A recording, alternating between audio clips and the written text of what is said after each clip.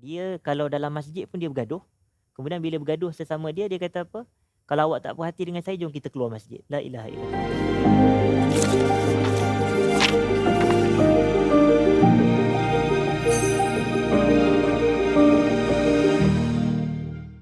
أعوذ بالله من الشيطان الرجيم بسم الله الرحمن الرحيم الحمد لله حمدا كثيرا طيبا مباركا فيه اللهم صل على سيدنا ومولانا محمد من فلقت الأنوار إلا بذاته. Assalamualaikum warahmatullahi wabarakatuh.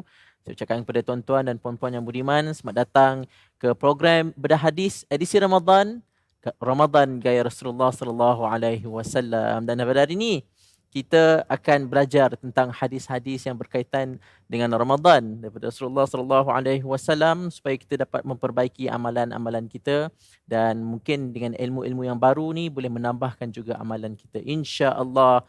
Dan bersama saya Jalal Zaiki, pada hari ini kita akan bincangkan tajuk i'tikaf bersama dengan ilmuwan kita.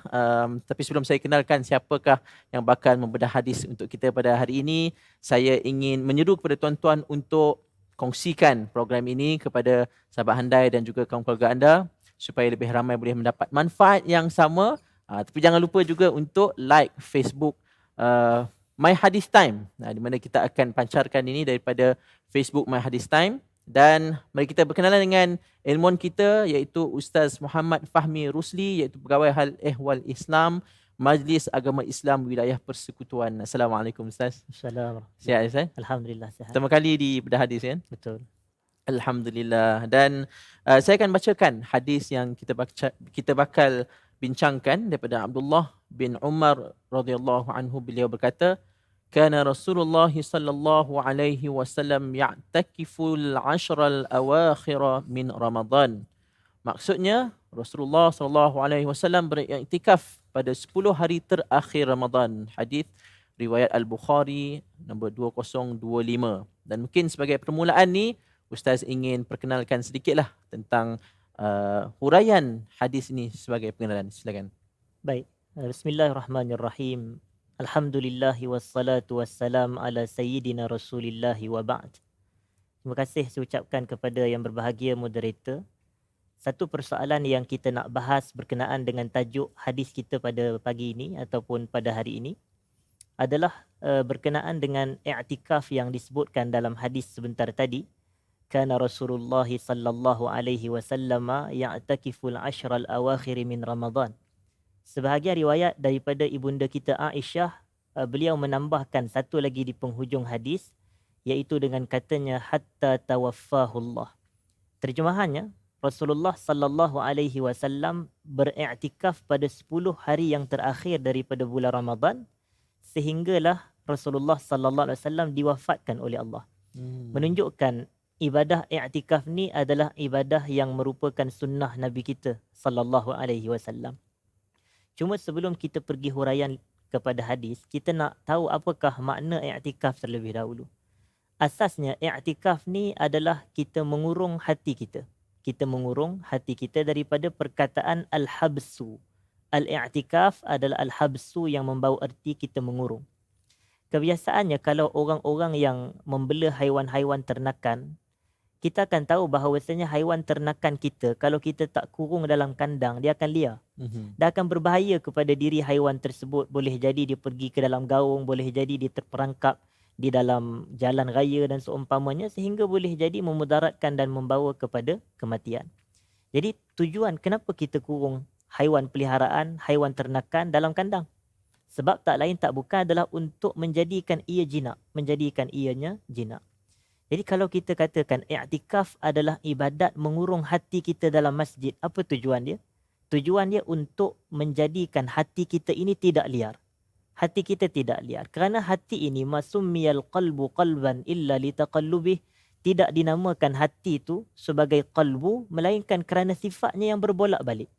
Kalau dia sekejap pergi ke sini, maka dia akan liar. Kalau dia masuk ke tempat sekian, dia akan jadi kacau. Jadi cara untuk kita menjinakkan hati kita adalah dengan beriktikaf dalam masjid. Sebab itu ada hadis daripada Nabi sallallahu alaihi wasallam yang mengatakan sab'atun yudhilluhumullah fi dhillihi yawma la dhilla illa dhilluhu. Salah satu daripada 7 golongan yang mendapat naungan Allah pada hari kiamat adalah antaranya rajulun mu'allakun qalbuhu bil masajid. Seorang lelaki yang mana hati dia melekat dengan masjid. Jadi macam mana hati kita nak melekat dengan masjid kalau kita tak masuk masjid?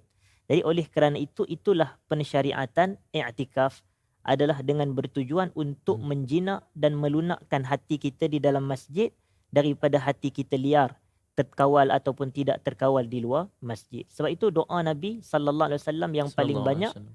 adalah Allahumma ya muqallibal qulub, tsabbit qalbi ala dinik.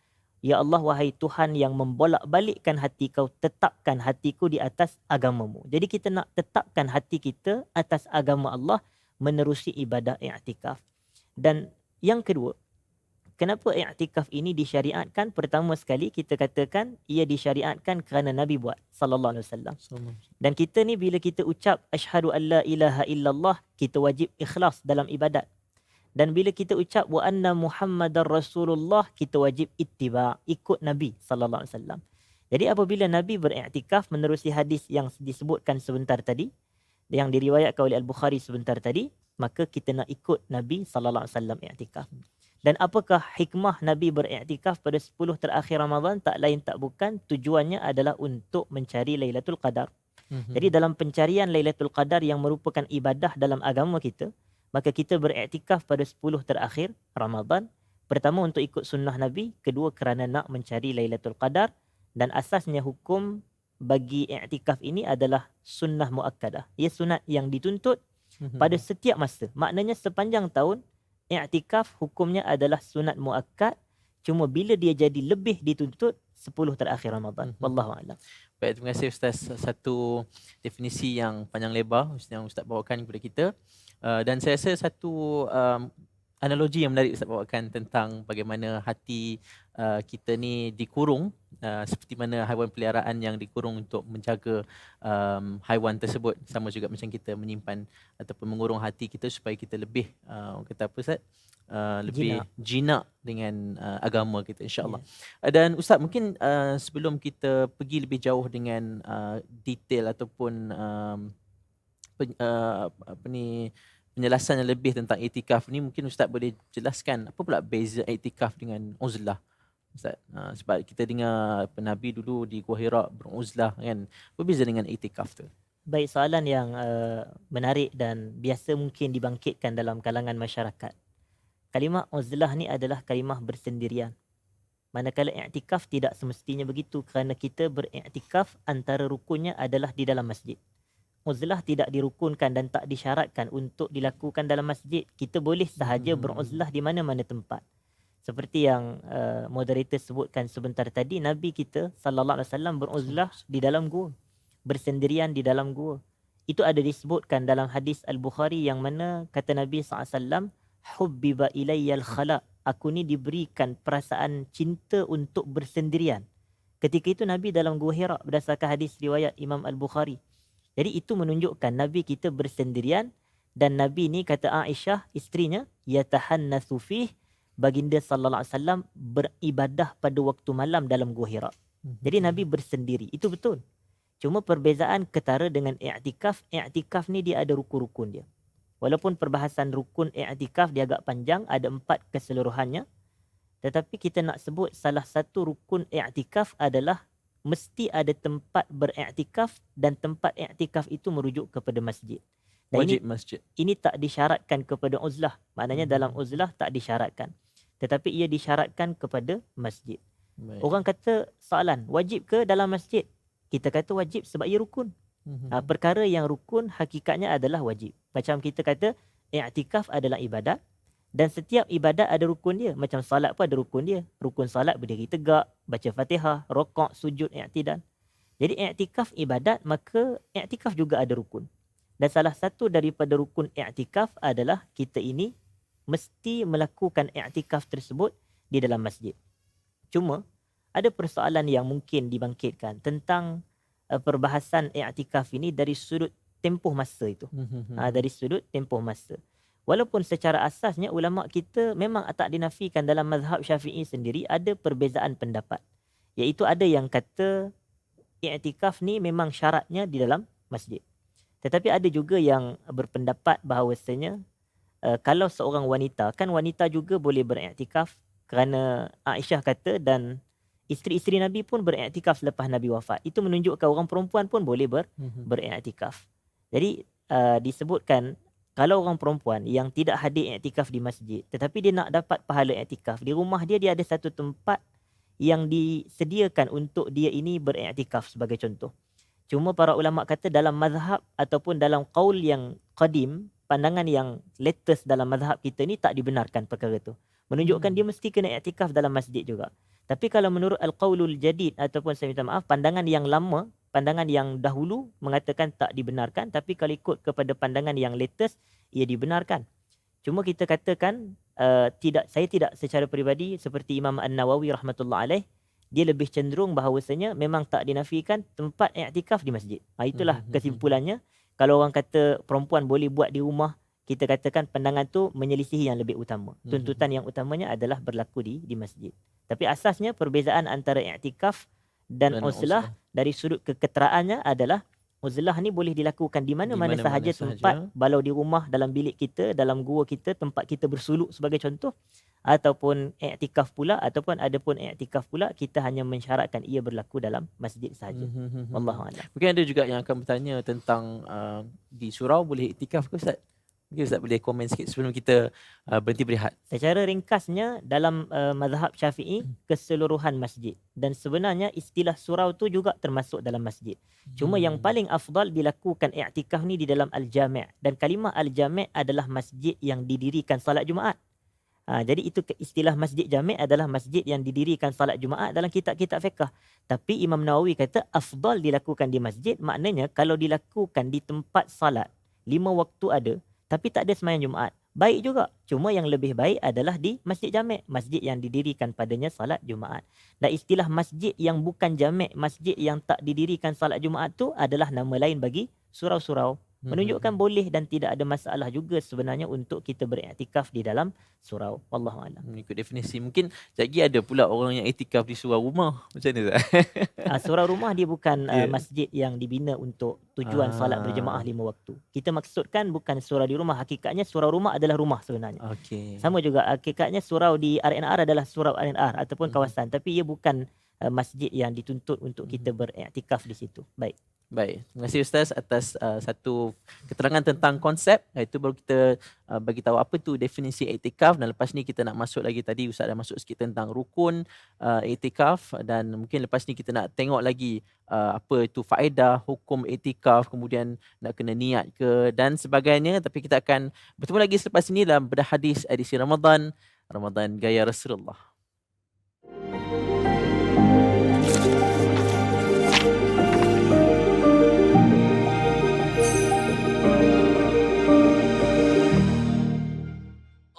Allahumma salli ala Sayyidina Muhammad.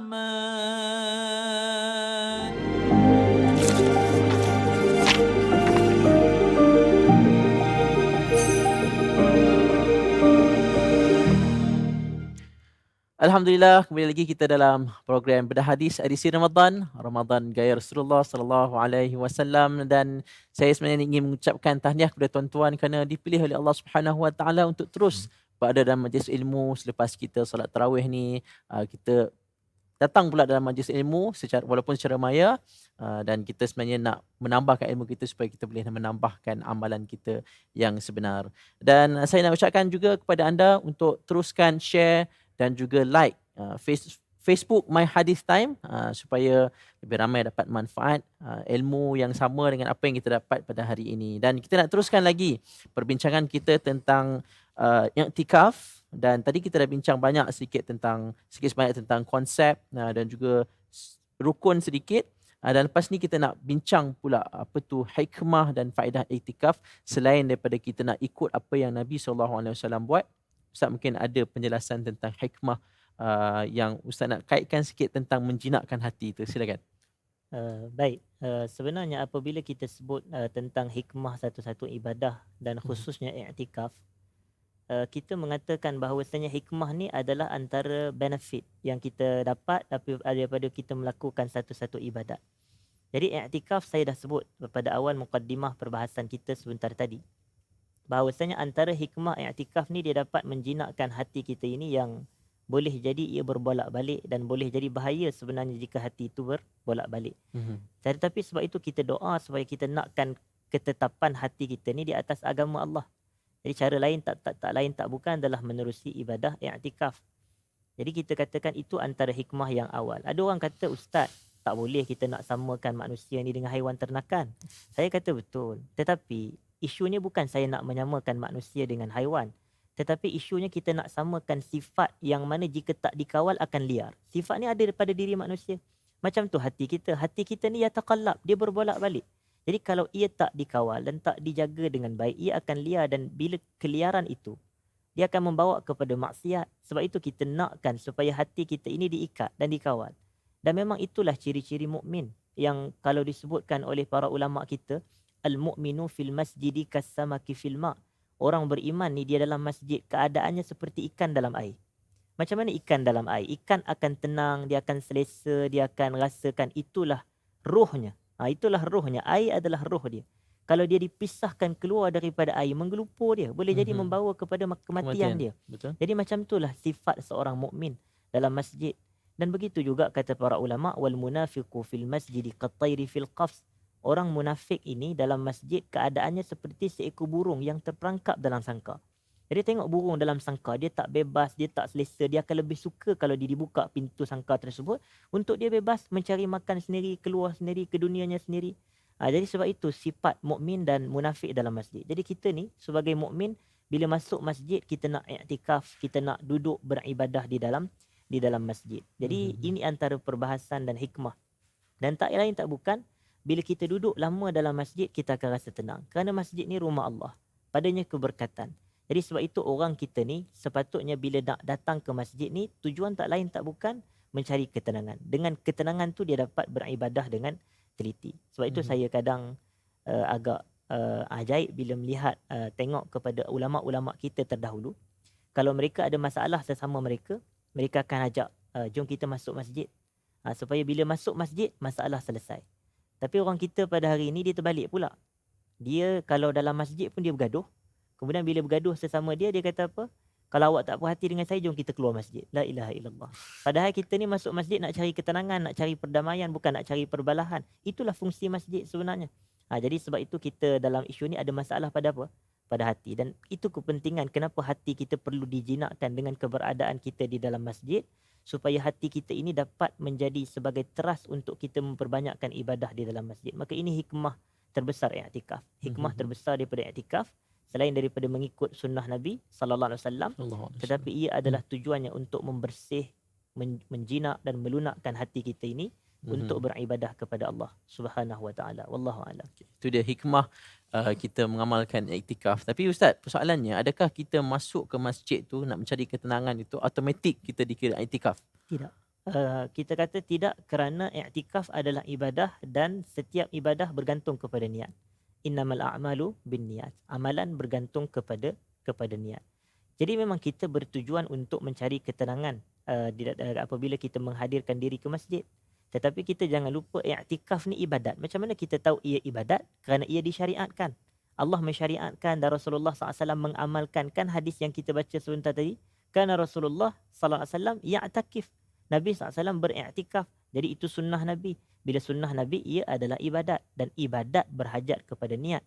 Jadi oleh kerana itu, inilah yang kita katakan salah satu daripada rukun-rukun i'tikaf. Salah satu daripada rukun i'tikaf, kalau saya boleh sebutkan, antaranya adalah niat. Adalah niat. Jadi kita ini niat, asasnya fungsi niat adalah untuk membezakan antara adat dengan ibadat. Itu fungsi niat. Untuk membezakan antara adat dan ibadat, juga untuk membezakan antara ibadat dengan ibadat yang lain. Kita ambil contoh mudah. Salat qabliyah subuh 2 rakaat. Salat fardu subuh pun 2 rakaat. Jadi apa yang membezakan 2 rakaat ini dengan 2 rakaat yang ini? Yang membezakannya adalah niat. Yang satu sunat, yang satu wajib. Jadi itulah kita kata fungsi niat, antaranya untuk membezakan satu ibadat dengan ibadat yang lain. Dan fungsi niat juga adalah untuk membezakan antara ibadat dengan adat. Contoh, bila kita masuk masjid, kalau kita niat i'tikaf, maka duduk kita itu ibadat, berpahala dan dapat ganjaran di sisi Allah. Tapi kalau kita masuk ke dalam masjid, kita duduk untuk berehat sahaja. Itu bukan kita niat iktikaf, kita duduk berehat. Jadi itu dinamakan sebagai adat. Maknanya kalau masuk masjid semata nak berehat, nak duduk, nak cas telefon dekat masjid, maka ini kita katakan adat sahaja. Ia bukan ibadat.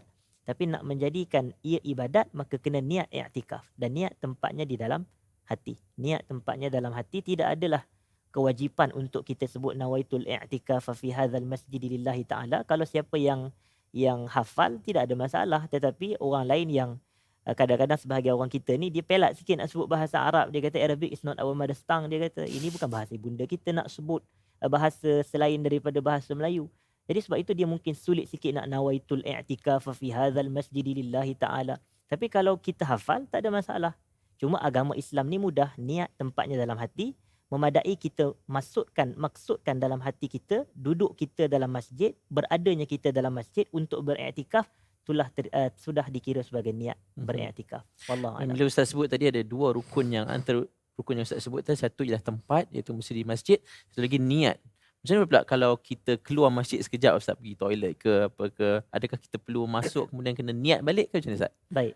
Ini memang persoalan yang sering kali ditanyakan bagi pelaku iktikaf itu sendiri.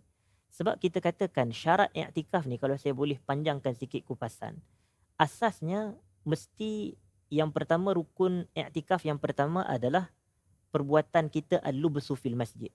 Al-lubsu fil masjid ni maknanya menetap dalam masjid. Ada istilah menetap.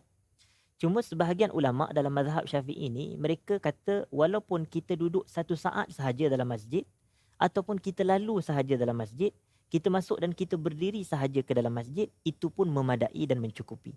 Maknanya dapat pahala i'tikaf. Cuma di sisi Imam Syafi'i sendiri, beliau berkata lebih digalakkan i'tikaf ni sehari. Maknanya tempoh dalam masa sehari semalam. Kerana apa? Kerana Imam Malik dan Imam Abu Hanifah, mereka berpendapat bahawasanya mesti kita ini kalau nak i'tikaf mesti sehari semalam. Tapi di sisi Imam Syafi'i, benda tu mustahab, benda sunat sahaja. Dalam erti kata, kalaulah seseorang iktikaf kurang daripada sehari pun, kalau dia duduk setengah jam sahaja antara maghrib dan isyak, tapi dia niat iktikaf, dia tetap mendapat pahala iktikaf. Jadi itu yang pertama, al-lubsu fil masjid. Dan daripada perbahasan al-lubsu fil masjid ni lah, menetap dan duduk dalam masjid ni lah, sebahagian ulama kata, kalau dia keluar daripada masjid, adakah terbatal iktikafnya? Ini persoalan yang ditimbulkan. Maka kita katakan begini, ada perincian. Pertama, kalau dia keluar kerana ada hajat, seperti nak buang air. Nak buang air kecil atau buang air besar, yang ini tidak membatalkan i'tikaf. Bila tak membatalkan i'tikaf, maknanya kalau dia masuk semula ke dalam masjid selepas dia keluar daripada tandas masjid tadi, dia masuk mula dalam masjid, maka tidak perlu dia memperbaharui niat i'tikaf. Kerana niat tu tak terputus. Niat itu masih berterusan. Cuma yang kedua adalah situasi yang berbeza. Kalau dia keluar ke masjid, balik rumah, dia pergi makan dengan isteri dia, anak-anak dia, atau dia pergi keluar daripada masjid, dia bershopping ke apa semua, maka ini telah membatalkan i'tikafnya. Maknanya telah membatalkan tu bukan makna i'tikaf dia tak dapat pahala, tak. Bila dia dah keluar, habislah, sebab syarat dia mesti duduk dalam masjid. Rukun dia mesti duduk dalam masjid. Jadi kalau dia dah keluar, maka tamat i'tikaf tersebut. Dan kalau dia kembali semula ke dalam masjid, maka dia perlu memperbaharui niat i'tikaf. Jadi menjawab kepada persoalan yang ditanyakan tadi, kita katakan tempat mesti dalam masjid. Kalau kita keluar tanpa sebarang hajat, seperti buang air besar, air kecil, yang ini akan membatalkan i'tikaf dan menamatkan i'tikaf. Sekiranya dia keluar kerana ada urusan nak buang air besar, buang air kecil, yang ni tidak ada masalah. I'tikafnya masih boleh diteruskan tanpa perlu memperbaharui niat i'tikaf. Wallahu a'lam. Bercakap tentang perkara yang membatalkan i'tikaf, Ustaz, ada tak lagi perkara-perkara lain yang boleh membatalkan i'tikaf selain daripada keluar yang Ustaz sebut tadi? Baik, kita kata ini kembali kepada syarat yang ketiga, al-mu'takif itu sendiri. Iaitu antara rukun i'tikaf ini adalah orang yang beriktikaf itu sendiri. Dia ada syarat dia. Yang pertama, Islam. Dia mesti Islam. Dalam erti kata, kalau orang kafir, mereka beriktikaf, tidak sah iktikafnya dan tidak berpahala dan tidak dikira sebagai ibadat. Kerana syarat untuk ibadat adalah Islam. Keduanya adalah berakal. Dalam erti kata, kalau orang gila, dia beriktikaf, maka tidak sah iktikafnya. Dan syarat yang ketiga pula adalah bersih daripada haid dan nifas. Dalam arti kata, kalau wanita haid, dalam keadaan haidnya itu atau dalam keadaan nifas, mereka masuk ke dalam masjid dan mereka beriktikaf, iktikaf itu tidak sah. Kerana dijadikan sebagai rukun bahawasanya mesti bersih daripada haid, mesti bersih daripada nifas, dan yang keempatnya adalah mesti bersih daripada junub. Maknanya kalau seseorang yang baru lepas keluar air mani ataupun seseorang yang baru lepas mengadakan hubungan suami isteri, maka itu namanya junub. Jadi bila mereka ini berjunub, mereka tidak boleh beriktikaf di dalam masjid. Tetapi kalau ada yang lebih spesifik tentang perkara-perkara yang membatalkan iktikaf, contohnya seseorang itu dia beragama Islam, betul. Dia berakal. Dia tidak, orang kata, bersuci, dia tidak kotor dengan kotoran haid dan nifas dan junub dan seumpamanya. Tiba-tiba dia dalam masjid. Dalam masjid dia mengadakan hubungan suami isteri, maka yang ni membatalkan i'tikaf. Perbuatan itu pun sebenarnya haram kerana Quran kata dalam surah Al-Baqarah wala tubashiruhunna wa antum aakifuna fil masajid. Janganlah kamu bersama, dalam arti kata hubungan suami isteri dengan isteri-isteri kamu dalam keadaan kamu sedang beriktikaf dalam masjid. Dan larangan itu membawa kepada hukum haram, dan sekiranya ia dilakukan maka ia membatalkan i'tikaf. Wallahu a'lam. Bisa satu persoalan yang juga menarik untuk kita bincangkan ialah ada tak amalan-amalan yang spesifik ketika iktikaf ni ataupun boleh buat apa-apa sahaja? Betul. Sebenarnya asasnya adalah kita ini apabila kita beriktikaf, kita dituntut memperbanyakkan amal soleh. Ini disebutkan oleh Al-Imam Nawawi rahimahullah. Dia kata sekiranya orang yang beriktikaf itu membaca Quran, berzikir, berdoa, maka ini adalah ziyadatu khair, pertambahan kebaikan. I'tikaf tu sendiri, bila dia duduk sahaja dalam masjid, itu pun adalah satu ibadat. Itu pun adalah satu kebaikan, kebajikan yang berpahala. Cuba bayangkan kalau dia baca Quran ketika dia duduk dalam masjid. Cuba bayangkan kalau dia mendengar majlis ilmu, kalau dia duduk i'tikaf dalam masjid. Dia berzikir, dia berdoa di dalam masjid. Maka itu semuanya adalah ziyadatu khair. Kalau orang tanya adakah amalan khusus, kita kata tidak ada. Tetapi kalau kita memperbanyakkan semua amal kebajikan secara general, secara umum, maka yang ni adalah kebaikan yang berganda dan kebaikan yang bertambah. Wallahu a'lam. Maksudnya tidak ada disebut dalam mana hadis apakah yang Nabi buatlah masa Tidak, Nabi SAW apabila beriktikaf adalah untuk baginda mencari Lailatul Qadar. Tetapi bila 10 malam terakhir kan kita tahu ada ibadat khusus yang Nabi buat untuk Nabi mencari Lailatul Qadar. Dalam erti kata 3 benda Nabi buat. Yang pertamanya adalah Nabi SAW menghidupkan keseluruhan malam untuk ibadat. Dan yang keduanya Nabi mengetatkan kain, dalam erti kata bersungguhnya Nabi dalam beribadah. Sebahagian kata Nabi ini meninggalkan hubungan suami isteri. Dan yang ketiganya Nabi dalam masa yang sama Nabi kejut ahli keluarga Nabi untuk sama-sama salat malam apabila 10 terakhir Ramadan. Tetapi secara asas kalau selain daripada Ramadan tidak ada ibadah-ibadah khusus. Maka kalau dia nak baca Quran, baik. Kalau dia nak selawat, baik. Nak doa, baik. Nak zikir, baik. Itu semua adalah ibadah-ibadah yang menambah kebaikan atas kebaikan i'tikaf yang dia telah lakukan. Baik. Itulah yang berkaitan dengan Ramadan ini. Bila kita sebut i'tikaf tu 10 malam terakhir Ramadan tu ialah waktu di mana Nabi mengamalkan i'tikaf. Dan 3 benda tadi tu saya harap tuan-tuan dah pun ambil nota supaya kita boleh amalkan apa yang Nabi buat, Nabi SAW buat. Dan selepas ni kita akan kembali lagi dalam segmen yang ketiga. Tapi segmen yang ketiga ni akan ada lain sikit. Kita akan menjawab persoalan-persoalan yang telah pun ditinggalkan. Jadi jangan ke mana-mana. Terus setia bersama kami dalam program Bedah Hadis edisi Ramadan. Ramadan Gaya Rasulullah.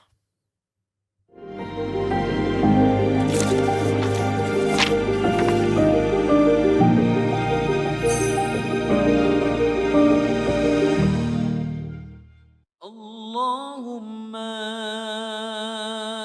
salli ala Sayyidina Muhammad.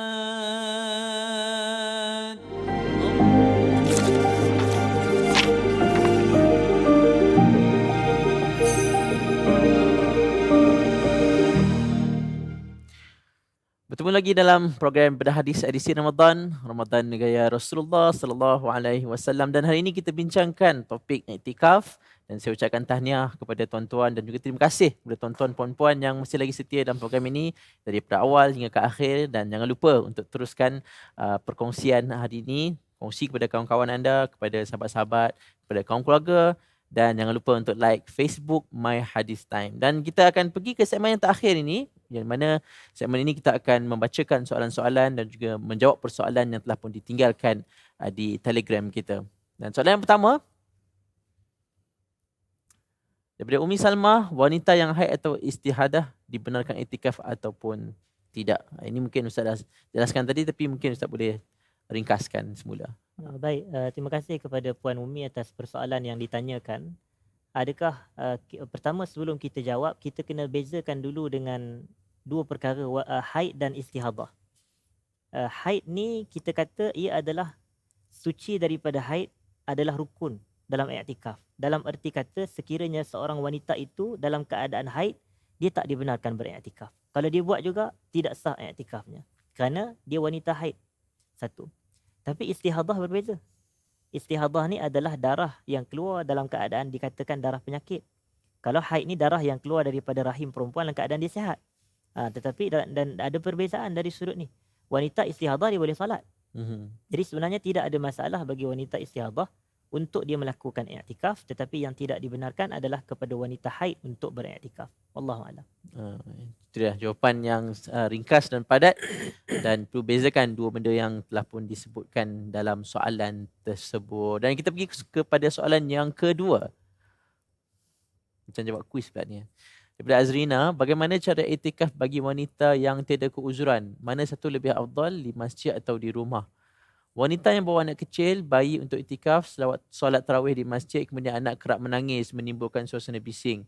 Lebih baik berada di rumah supaya tak ganggu jemaah lain, atau tak mengapa berada di masjid sebagai didikan untuk anak kecil terbiasa ke masjid? Ini ada dua persoalan lah Ustaz. Satu, bagi wanita ada tak khusus untuk mereka iktikaf, macam Ustaz ada sebut tadi sedikit. Dan kemudian yang kedua, kalau anak kecil yang mengganggu jemaah lain, perlu ke tak bawa sebenarnya? Silakan. Okey, baik. Terima kasih kepada Puan Azrina yang bertanya soalan kita. Lebih kurang dua persoalan sebenarnya. Itu soalan pertama juga adalah tentang isu wanita untuk beriktikaf di masjid atau di rumah. Tapi saya dah sebutkan tadi dan saya nak sebutkan secara seimbas lalu bahawasanya rukun i'tikaf ni pertamanya adalah al-lubsu fil masjid. Kita mesti duduk menetap dalam masjid. Satu. Dan yang kedua, rukun bagi i'tikaf adalah niat. Kita mesti ada niat kerana i'tikaf adalah ibadat. Innamal a'malu bin niat. Setiap amalan bergantung kepada niat. Dan yang ketiganya adalah al-mu'takif itu sendiri. Individu yang beriktikaf.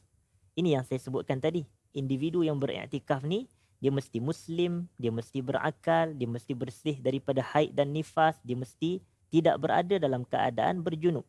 Tidak berada dalam keadaan berjunub. Dan yang keempat, rukun i'tikaf adalah al-mu'takaf fihi, tempat kita nak beriktikaf tu. Dan pada perbahasan tempat kita nak beriktikaf ni lah para ulama syaratkan tempat itu adalah di masajid. Jami'ul masajid, keseluruhan masjid-masjid. Dan istilah masjid ni adalah tempat yang dibina dan didirikan. Sebahagian kata tanah wakaf yang dibina dan didirikan untuk dilakukan padanya salat 5 waktu dan ada imam ratib. Maknanya imam lantikan daripada pemerintah ataupun pihak berkuasa agama negeri masing-masing. Jadi sebab itu macam surau-surau kita ada lesen dan kebenaran untuk beroperasi 5 waktu solat. Jadi boleh kita iktikaf di situ. Begitu juga masjid-masjid kita yang memang didirikan padanya salat 5 waktu, bahkan salat Jumaat pun dibuat di situ. Dalam kitab fiqh namanya masjid jami' lah, yang didirikan padanya salat Jumaat. Jadi ini lebih utama dan lebih afdal kalau kita nak beriktikaf di sini. Cuma bila perbahasan di sini timbul pula satu isu dalam kalangan mazhab ataupun kalangan para ulama mazhab Syafi'i. Mereka kata kalaulah seorang perempuan itu di rumahnya dia ada memang tempat yang telah dia khususkan untuk dia mendirikan salat di rumah. Jadi dalam situasi sebegini, adakah boleh dia jadikan tempat yang biasa dia semayang tu sebagai tempat i'tikaf? Maka di sini ada dua pandangan. Ada dua pandangan dalam mazhab Syafi'i. Yang pertama kata tidak dibolehkan. Yang pertama kata tidak dibolehkan, jadi mesti di masjid. Mesti di masjid. Dan pandangan yang kedua pula adalah pandangan yang kata ia dibolehkan. Ia dibolehkan. Tetapi di sisi Al-Imam Nawawi rahmatullah alaih, beliau kata yang paling rajah, yang paling tepat adalah di masjid juga. Kecuali kalau ada beberapa situasi tertentu. Contoh, masa pandemik tahun lepas. Yang mana masjid ditutup. Bila masjid ditutup, sebahagian orang kata Allah tak dapatlah pahala iktikaf. Jadi sebahagian ulama ringankan isu ni kerana ada qaul, ada pandangan juga yang mengatakan boleh. Tetapi kebolehan ni hanyalah bagi orang perempuan. Kalau orang perempuan pun ada riwayat dalam mazhab yang tak membenarkan, orang lelaki lebih utamalah sebab seorang lelaki ni memang solatnya di masjid. Memang ibadatnya yang paling utama adalah di masjid. Jadi asasnya yang pertama kalau orang tanya saya, yang mana lebih afdal orang perempuan nak iktikaf di masjid ataupun di rumahnya, di tempat salat yang dia sediakan di rumahnya, maka afdalnya di masjid. Menjawab soalan yang pertama. Yang kedua pula adalah tentang isu dia bawa anak-anak ke masjid. Ini sebenarnya adalah satu perbahasan yang agak panjang. Kalau saya pun secara peribadi saya ada pandangan yang tersendiri tentang isu bawa kanak-kanak ke masjid ni. Tetapi asasnya dia katakan kalaulah dia bawa anak-anak ke masjid dan kemudian anak-anak ni dibiarkan buat bising sehingga boleh jadi mengganggu para jemaah. Dia isunya bukan pada isu bawa anak tu. Isunya adalah pada kegangguan ataupun gangguan yang hadir. Ketenteraman kepada jemaah Ketenteraman lain. para jemaah untuk ibadat. Kita ibadah ni kita nak tenang. Kita salat, ibadat apa pun kita nak ketenangan. Tapi kalau dah bising, kita akan terganggu juga. Saya tak ada masalah kalau masjid tu besar dan ada bahagian belakang tu memang khas untuk kanak-kanak. Tapi kalau dewan solat utama ni, kalau nak bawa juga budak-budak masuk dalam dewan solat utama, kena pastikan kita dapat kawal. Kita kena pastikan kita dapat kawal. Sebab itu dalam mazhab kita, kanak-kanak yang dibawa masuk ke dalam masjid disunatkan diletakkan antara dua lelaki dewasa. Maknanya dia semayang sebelah ayah dia lelaki dewasa, boleh jadi sebelah lain tu adalah lelaki dewasa yang lain. Tujuannya apa? Ini baru betul mengajarkan salat. Ini bila kita datang bawa anak-anak ke masjid, tujuannya hanya untuk budak-budak tu berlari, bermain. Ini di padang pun boleh, taman permainan boleh, di mall pun boleh. Jadi macam melarikan fungsi masjid. Melarikan fungsi masjid. Jadi kalau saya nak jawablah dengan bahasa yang paling harmoni dalam isu ni, sebab saya tak nak jadikan kekeliruan, semua saya katakan, kalaulah ibu itu, dia rasa kalau dia bawa anak-anak dia ke masjid, akan mengganggu dirinya untuk beriktikaf, dan akan mengganggu jemaah yang lain sekiranya dia tak dapat kawal sikap kanak-kanak yang memang berlari sana, buat bising situ sini, maka utama bagi dia untuk di rumah sahaja. Beribadat di rumah, tetapi bukan beriktikaf di rumah. Kerana iktikaf ni memang ada hukum hakam dia yang khas. Tapi ibadat di rumah tu macam contohnya, salatlah dia di rumah. Salatlah dia di rumah. Maknanya kalau dia nak buat salat tarawih, mungkin pada waktu itu sebab tak ada siapa nak jaga anak-anak, kalau dia semayang, anak-anak berkeliaran ke sana sini, boleh jadi menimbulkan kekacauan, gangguan dan menimbulkan ketidaktenteraman pada jemaah lain. Maka utamanya dia salat tarawih di rumah. Tapi kalau dia nak datang masjid semayang, kalau dia dapat pastikan itu lebih utama. Yang penting tidak ada gangguan kepada para jemaah lain untuk solat. Wallahu a'lam. Tenang dan tersusun jawapan Ustaz Fahmi berkenaan dengan persoalan tersebut, dan saya harap tuan-tuan dan puan-puan boleh tuliskan sedikit komen ataupun jawapan-jawapan yang telah pun ditinggalkan oleh Ustaz Fahmi tadi, supaya orang lain boleh juga, mungkin ada yang tak fokus Ustaz bila Ustaz beri penjelasan tu, dan bila anda tuliskan komen di situ, jawapan tu mungkin boleh membantu kepada pendengar-pendengar lain supaya mereka lebih faham. Dan kita pergi ke soalan yang seterusnya. Adakah dosa yang dilakukan pada malam Lailatul Qadar juga akan dilipat gandakan? Ini mungkin lari sikit topik Ustaz tentang Lailatul Qadar. Dan kedua, ketika beriktikaf di masjid, adakah digalakkan untuk solat tahajud dan sebagainya bersama imam atau digalakkan bersendirian? Dua persoalan Ustaz. Silakan. Baik, persoalan yang baik daripada saudara Azam kita adalah berkenaan dengan ibadah yang kita nak lakukan pada malam Al-Qadar tersebut.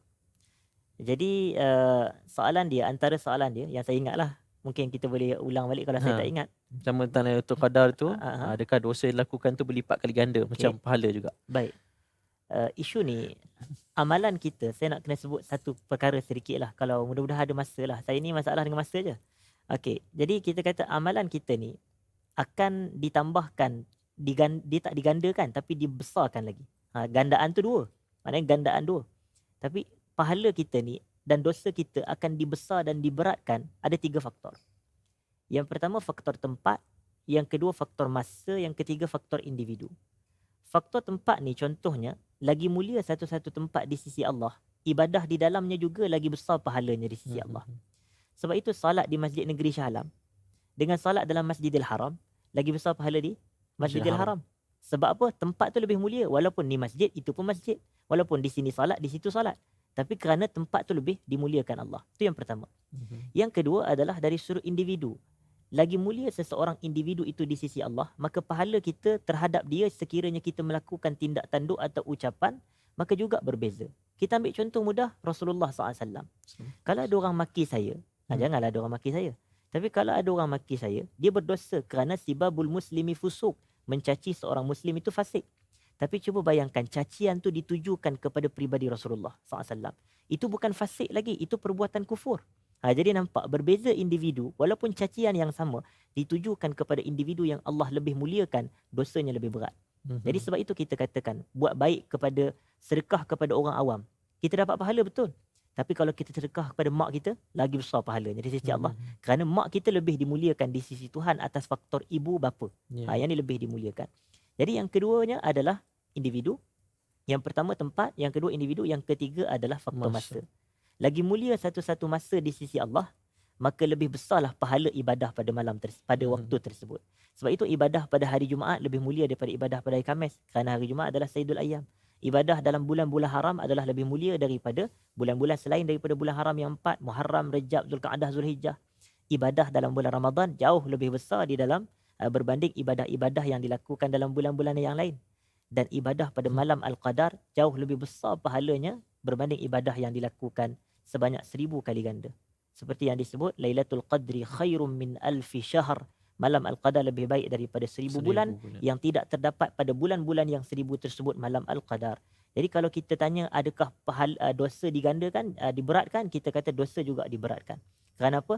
Kerana pertamanya dosa maksiat, yang kedua dosa mencemarkan kehormatan malam yang penuh kemuliaan. Jadi 2 berbanding 1. Kalau buat dosa pada bulan-bulan lain, mungkin 1 je dosa maksiat. Tetapi bila buat dosa pada bulan Ramadan, yang pertamanya dosa maksiat itu sendiri, yang kedua dosa kerana mencemarkan kehormatan Ramadan. Yang kedua adalah persoalan kalau kita salat malam bersama dengan imam ketika kita i'tikaf. Jadi kalau kita i'tikaf, mana lebih utama kita nak salat malam dengan imam ataupun kita nak salat tahajud bersendirian? Saya dalam isu ni saya nampak yang lebih afdal adalah kita salat bersama dengan imam sekiranya ada imam yang memimpin tahajud. Sekiranya ada imam yang memimpin tahajud. Kerana apa? Kerana salat malam pada bulan Ramadan ni dianggap sebagai qiyam Ramadan. Dianggap sebagai qiyam Ramadan. Menghidupkan malam-malam hari Ramadan dengan salat. Dan Nabi SAW sebut dalam hadis yang diriwayatkan oleh Imam Muslim, Man qama Ramadana imanan wahtisaban, ghufira lahu ma taqaddama min zambih. Sesiapa yang melakukan qiyam Ramadan dengan penuh keimanan dan mengharapkan keampunan dan ganjaran, maka diampunkan dosa-dosanya yang terdahulu. Jadi ada riwayat lain daripada Ibnu Majah dan seumpamanya, Nabi kata innahu man qama ma'al imami hatta yansarif kutiba lahu qiyamul lailah. Sesiapa yang melakukan salat malam bersama dengan imam, nampak di sini, sehingga imam selesai, maka ditulis baginya ganjaran beribadah sepanjang malam. Allahu Akbar. Jadi sebab itu kalau dari sudut keutamaan, dari sudut prioriti, maka saya cenderung kepada kalaulah dia beriktikaf dan pada malam tersebut ada imam yang memimpin tahajud, maka utama untuk dirinya untuk salat tahajud bersama imam. Supaya dia dapat pahala ibadah sepanjang malam. Walaupun lepas tahajud boleh jadi dia tidur sampai waktu sahur. Tetapi dia tetap dituliskan baginya ganjaran ibadah sepanjang malam. Wallahu'alam. Wallahu'alam. Terima kasih Ustaz atas jawapan kepada persoalan tersebut. Okey, semua tamat-tamat dua soalan. Okey, mungkin kita nak tengok lagi soalan yang seterusnya. Assalamualaikum Ustaz, ada surau dan masjid yang mana setelah selesai solat isyak terus dirikan solat tarawih. Makmum tak sempat solat sunat selepas isyak. Tak apa ke?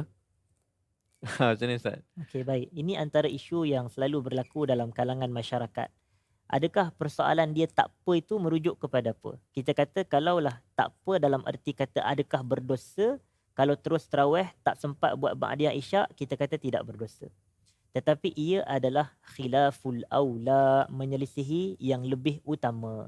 Yang lebih utama selepas kita salat fardu isyak adalah kita buat salat ba'diyah isyak. Jangan terus pergi kepada salat tarawih. Kerana apa? Kerana dari sudut ranking, dari sudut tingkatan kedudukan dan kemuliaan antara salat-salat itu, selepas salat fardu, salat yang paling utama adalah salat rawatib. Salat rawatib ini adalah salat yang mengiringi salat fardu. Sama ada dia mengiringi sebelum, dinamakan salat qabliyah. dan kalau dia mengiringi selepas salat fardu dinamakan salat ba'diyah. Mhm. Jadi dari sudut kita ini, kita kata dalam mazhab Syafi'i, selepas salat Isyak dari sudut prioritinya adalah salat ba'diyah Isyak. Ya. Jadi ramai yang terlepas pandang, ramai Mhm. yang mengabaikan pelaksanaan salat ba'diyah Isyak.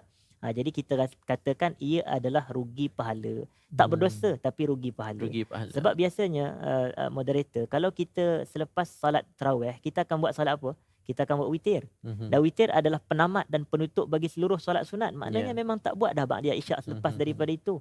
Jadi maknanya itu yang saya katakan sebagai rugi pahala. Jadi Baik. prioritinya, keutamaannya selepas Isyak buat Solat ba'diyah sunat Isyak, ba'diyah. Mhm. dan selepas ba'diyah Isyak barulah kita Barulah lakukan solat solat tarawih. tarawih. Baik Baik. Ustaz, kita dah pun kesuntukan masa, mungkin dalam masa 1 minit ataupun kurang, Ustaz boleh berikan satu kesimpulan ataupun nasihat kepada saya dan juga kepada penonton-penonton tentang tajuk kita malam ini. Silakan. Baik, dalam masa ringkas sahaja kita katakan Allah sebut wal asri innal insana lafi khusr. Demi masa manusia rugi. Kita berada dalam bulan Ramadan dan bulan Ramadan adalah masa.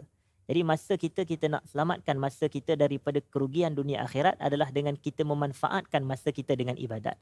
Jadi antara ibadah yang dituntut dalam hari-hari terakhir, khususnya 10 terakhir Ramadan, adalah ibadat i'tikaf, dan hukumnya adalah sunnah muakkadah, sunat yang amat dituntut, dengan tujuan utamanya adalah untuk kita ini mengikut sunnah Nabi sallallahu alaihi wasallam, dan tujuan yang keduanya adalah untuk kita ini mendapatkan ganjaran beribadah pada malam Al-Qadar yang lebih baik daripada 1000 bulan, dan yang ketiganya adalah untuk menjinakkan hati kita kepada masjid selaku rumah Allah, supaya apabila hati kita melekat dengan masjid, kita lebih banyak beribadah, dan apabila kita banyak beribadah, kita akan mendapat naungan Allah pada hari yang disifatkan sebagai yauma la dhillu illa dhilluh, atau yauma la dhilla illa dhilluhu, tidak ada hari atau tidak ada naungan melainkan naungan Allah pada hari kiamat, seorang yang melekat hatinya dengan masjid. Jadi galakkan diri kita untuk beriktikaf, masuk dalam masjid, jangan lupa niat iktikaf, dan yang lebih utamanya adalah pada bulan Ramadan, dan yang lebih utamanya adalah pada 10 terakhir Ramadan. Wallahu a'lam. Terima kasih diucapkan kepada Ustaz Muhammad Fahmi Rusli atas perkongsian pada malam ini. Saya sendiri dah dapat banyak info tentang iktikaf dan saya harapkan tuan-tuan dan puan-puan juga mendapat info yang banyak lagi daripada saya. InsyaAllah kita bertemu lagi dalam program Bedah Hadis edisi Ramadan. Ramadan Gaya Rasulullah di lain hari. Bersama saya Jalal Zaiki. Assalamualaikum warahmatullahi wabarakatuh. Allahumma salli ala Sayyidina Muhammad. Allahumma salli ala Sayyidina Muhammad. Allahumma salli ala Sayyidina Muhammad. Allahumma salli ala Sayyidina